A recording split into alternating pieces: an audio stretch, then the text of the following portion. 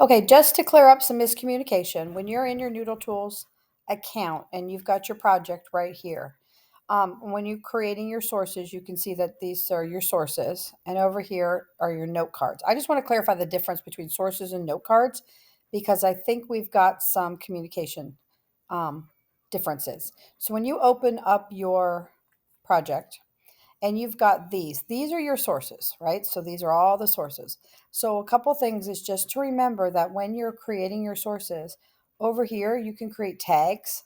So primary, secondary. So what I would do is if it's a primary source, go ahead and tag it and pick the color that it goes with, and make sure you keep that uniform throughout because you are going to have a certain number of primary sources, so that it's a little bit more reliable and valid.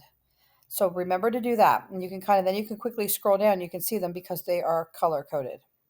Also, you know how to keep all of this stuff. When I ask for you to show me your sources so far, and I know we've been saying note cards, I think it's because some teachers are requiring it on an physical index card, but we have sources here. We don't need to rewrite them. So this note card option right here. So this is your annotation. What's this website about? Why might it be helpful? Over here, if you click on note cards, and then you are to click new note card, you're now going to click here, and any sources you've already created, you can go find it because it's going to drop down for you. So let's say you decide I'm going to dive more into this text right here, and you click it. Now, when you go in here, you're like reading along and you're thinking, man, this quote from this professor is really good. It's really going to help me make my point. So, right here, you can go ahead and type in that direct quote, and then you've got it and it's ready to go. If there's a section of the text that you're in the middle of reading it and you're like, okay, I really want to remember to put that paragraph somewhere, then instead of going ahead and copying and pasting the whole paragraph, you need to retype it right here in your own words. So the best way to do that is to remember the power of seven. So can you pull out the seven most important words from a couple of sentences and then reword it into your own wording?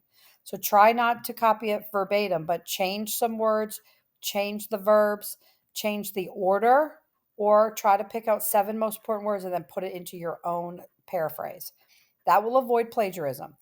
Down here, if you're like, okay, I'm reading this, I think I really want to make sure I emphasize X, Y, or Z, you're just jotting yourself a little note. So this is a little bit more detailed than the annotation because it's going to allow you to come back. And when you go to work on your project, you've already done some of the legwork. You've already got a direct quote, or you've already got a paraphrase, or you've already jotted down some notes to remind you later, I remember exactly why I wanted to use this. Yes, the annotations help you remember, but the note cards just take it one step further. So that's what note cards are. But when we've been saying that you need to have 5 done by Fridays, this is what I want to see 5 of 5 sources. Now, try to be really careful that all your sources are not secondary sources. Depending on the time era, primary sources may be more difficult to find, obviously, the further back in history you go. But most of you are not doing projects in the ancient world, so it shouldn't be as difficult. Also, note that on these annotations, there's some comment boxes.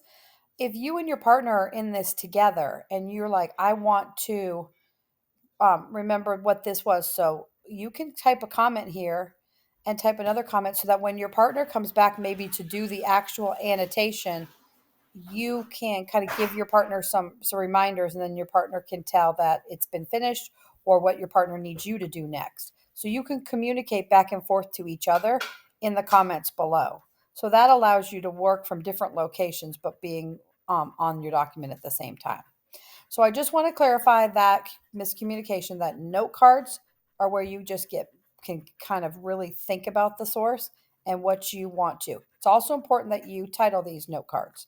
So make sure you know what you're going to remember. So maybe the history of the book or one part of it. So if you're doing how security was improved after 9/11 or how security changed after 9/11, and this one's all on homeland security being created, then you might just want to give yourself a reminder which part of your project or which point of your project are you trying to emphasize here.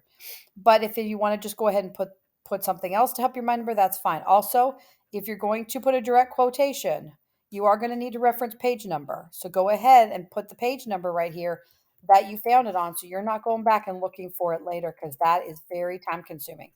When you're finished, you just save and close, and then you've got a note card. So this is something to do while you're researching, so you're not reinventing the wheel later. You've already done the legwork now. Take time to put it here, save it, close it, give it some title. So you remember, you can color code these too. So if all the Homeland Security cards are one color, all the airport security is another color.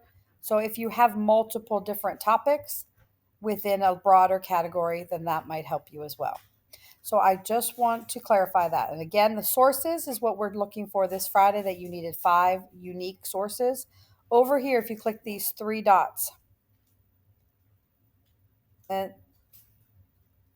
no, never mind, that's not what I want. I want you to come over here to export or print. When you click that, you're going to print or export to Google Docs. And then you want to click all sources, and then you click submit. And it's going to copy all of these into a Google Doc. So I'm going to put it in my Google Doc. And then you have it. And then you can take this Google Doc right here that you've just created. Now it's not perfection, because some of the lines and the indents might be off, but that's okay for now.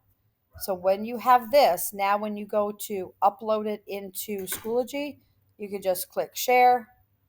You got to change unrestricted to anyone with the link so I can see it. Copy the link, and then in Schoology you can paste it into the assignment, where you can add or create and add the link. I hope this helps, and I hope that you will use the note cards as well as the sources and annotations.